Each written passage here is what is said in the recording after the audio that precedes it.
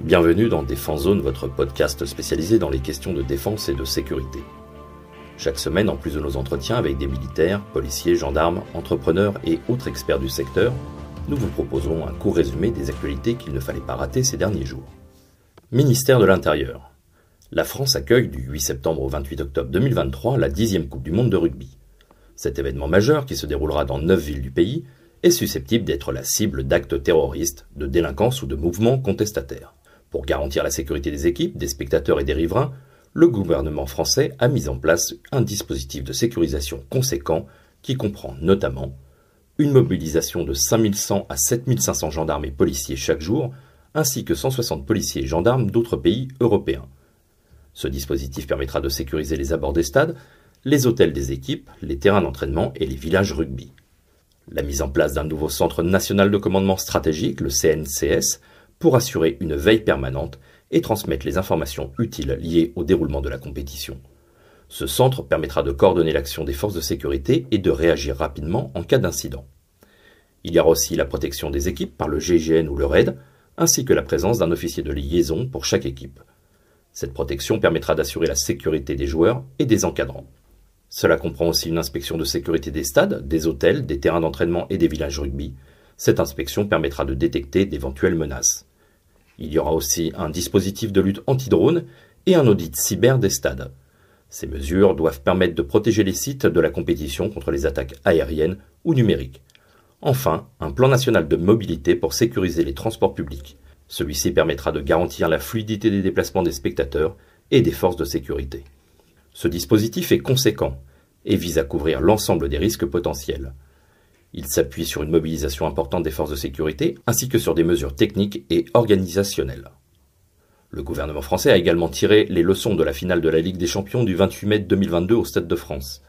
Les billets seront désormais dématérialisés, les cheminements pour accéder au stade ont été revus, les contrôles se feront à l'intérieur du stade et les forces de l'ordre seront présentes dans les transports publics.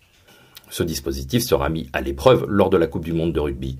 S'il est efficace, il pourrait être utilisé pour d'autres événements majeurs, tels que les Jeux Olympiques et Paralympiques de Paris 2024. Niger. Les forces américaines présentes au Niger devraient se déplacer de Niamey vers la base d'Agadez, située environ à 1000 km plus au nord. Cette relocalisation a été annoncée par le département de la Défense, le DoD, jeudi soir, en annonçant la destination de la base aérienne 201, où des drones Reaper sont déjà stationnés.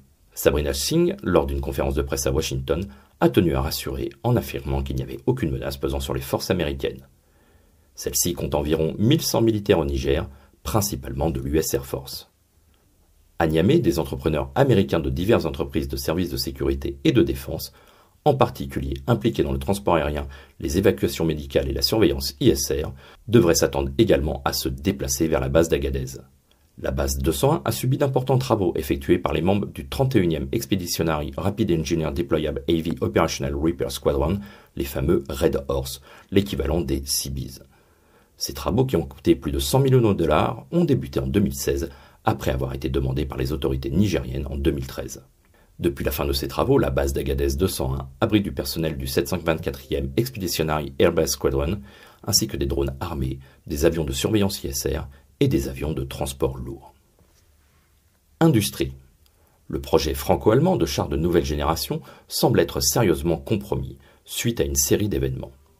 Lors des discussions sur la loi de la programmation militaire 2024-2030, les parlementaires français ont suggéré de financer une solution intérimaire pour combler le vide entre le char Leclerc actuel et le futur char franco-allemand issu du projet MGCS pour Main Ground Combat System, qui connaît des désaccords entre les entreprises impliquées.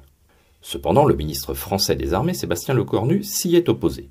Pendant ce temps, l'Allemagne a fait un partenariat avec l'Italie, l'Espagne et la Suède pour développer un nouveau char de combat considéré comme le successeur du Léopard 2. Ces pays ont l'intention de demander plusieurs centaines de millions d'euros au Fonds européen de défense pour financer ce projet.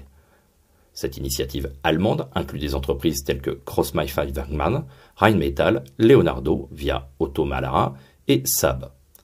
L'entreprise espagnole n'a pas été spécifiée, mais elle pourrait être Santa Barbara Sistemas ou Test Defense. Tout cela remet en question le projet MGCS auquel la France avait envisagé d'ajouter l'Italie pour rétablir un équilibre avec l'Allemagne, similaire à la démarche de l'Allemagne avec l'Espagne pour le programme SCAF, le système du combat aérien du futur. Cette décision allemande pourrait être une réponse à l'initiative française de développer un avion de combat Rafale F-5, perçu comme un possible plan B pour le SCAF. Le MGCS, lui, ne se limite pas aux chars de combat, mais vise à créer un système de systèmes, intégrant des blindés, des robots et des drones au sein d'un cloud de combat, nécessitant le développement de technologies connexes. Le délégué général pour l'armement, Emmanuel Chiva, a évoqué la possibilité de développer des solutions alternatives si le programme MGCS ne se déroule pas comme prévu. Armée de terre. L'infanterie de ligne dispose désormais de sa propre fête traditionnelle. Organisée par le 152e régiment d'infanterie de Colmar, la première édition s'est déroulée le 7 septembre sur le site alsacien du Hartmann-Wiederkopf. Les différentes branches de l'infanterie, qu'il s'agisse des légionnaires pour Cameron, des chasseurs pour Sidi Ibrahim, des troupes de marine pour Bazeille ou des tirailleurs pour Garigliano, avaient déjà leurs événements commémoratifs. Cependant, l'infanterie de ligne manquait d'un moment pour célébrer ses propres régiments. C'est maintenant chose faite, grâce à la création de la Fête de l'infanterie de ligne, une initiative lancée par le général Yvan Martin, alors commandant de l'école d'infanterie, et approuvée par le général Pierre Schill, le chef d'état-major de l'armée de terre. La date choisie pour cette fête est le 7 septembre, en commémoration de la victoire des troupes napoléoniennes près de la rivière Moskova en Russie. Cependant, la Saint-Maurice, le 22 septembre, restera la fête unificatrice de la reine des batailles pour toutes les subdivisions. Pendant cette journée spéciale, la nouvelle fête rassemblera les drapeaux et leurs gardes, ainsi que les chefs de corps et les représentants des unités, y compris le personnel actif et inactif de ces régiments. 7 régiments en activité participeront à cette fête, les 1er régiment d'infanterie, 35e régiment d'infanterie, 92e régiment d'infanterie, 126e régiment d'infanterie, 152e régiment d'infanterie, le 14e régiment d'infanterie et de soutien logistique parachutiste, ainsi que le 132e régiment d'infanterie cynotechnique. Ils seront rejoints par le 24e régiment d'infanterie, principalement composé de réservistes, qui a joué un rôle crucial lors de l'exercice Orion 2023. Cette célébration permettra également de mettre en avant des unités moins médiatisées comme les 6 formations responsables de la garde des drapeaux de l'infanterie et les 6 anciens régiments portant des noms doubles. Parmi eux, le 44e régiment d'infanterie, qui soutient le personnel de la Direction générale de la sécurité extérieure, la DGSE, ou le centre d'entraînement en zone urbaine 94e régiment d'infanterie par exemple. Cette fête se déplacera chaque année vers un régiment différent, celui-ci sera chargé d'organiser l'événement sur un site symbolique de son choix. Pour cette première année, c'est donc le 152e régiment d'infanterie de Colmar qui inaugure ce cycle en mettant en avant la bataille du Hartmann-Wiederkopf de 1915-1916 contre les troupes allemandes. Sur les pentes de cette montagne, rebaptisée Vieil Armand, les soldats du 15-2 ont gagné leur surnom de Diable Rouge en raison de leur résistance farouche face aux assauts ennemis. Indonésie.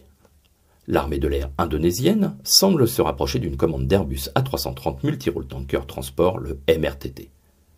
Une délégation d'Airbus dirigée par le président d'Airbus Asia-Pacifique, Anand Stanley, a rencontré le vice-ministre indonésien de la Défense, Mohammad Erindra, le 5 septembre à Jakarta. Les discussions portaient sur les politiques d'acquisition d'équipements de défense pour répondre aux besoins du pays. Le ministre de la Défense indonésien a mentionné plusieurs programmes Airbus déjà sous contrat avec le gouvernement indonésien, notamment l'hélicoptère anti-sous-marin AKS, l'équivalent du Panther, le H225M Caracal, contrat signé en 2019, l'A400M, contrat finalisé en 2022, et maintenant l'A330 MRTT. Cependant, le contrat de ce dernier doit encore être finalisé et aucune information n'a été divulguée concernant le nombre potentiel d'appareils à commander.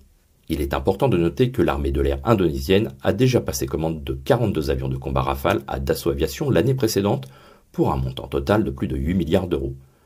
Les premiers appareils devraient être livrés à partir de 2025, ce qui coïncide avec la disponibilité d'Airbus Defence and Space pour produire ou convertir de futurs A330 MRTT, suite à un contrat récent avec le gouvernement canadien pour 9 appareils destinés à l'aviation royale canadienne, dont 5 seront des A330-200 convertis. Voilà pour l'essentiel de l'actualité cette semaine. Pour en savoir davantage sur cet univers et pour découvrir tous nos articles et reportages, rendez-vous sur notre site internet défense-zone.com. Pour plus de brefs d'articles de fond et de photos, nous éditons également tous les 3 mois un magazine papier que vous pouvez recevoir en étant abonné à notre espace premium. Il vous permettra aussi d'avoir accès à des contenus exclusifs sur nos différents supports. Vous trouverez tous les liens nécessaires dans la description de cet épisode. En attendant, nous vous souhaitons une bonne journée et nous vous donnons rendez-vous la semaine prochaine pour un nouveau résumé de l'actualité des forces de défense et de sécurité.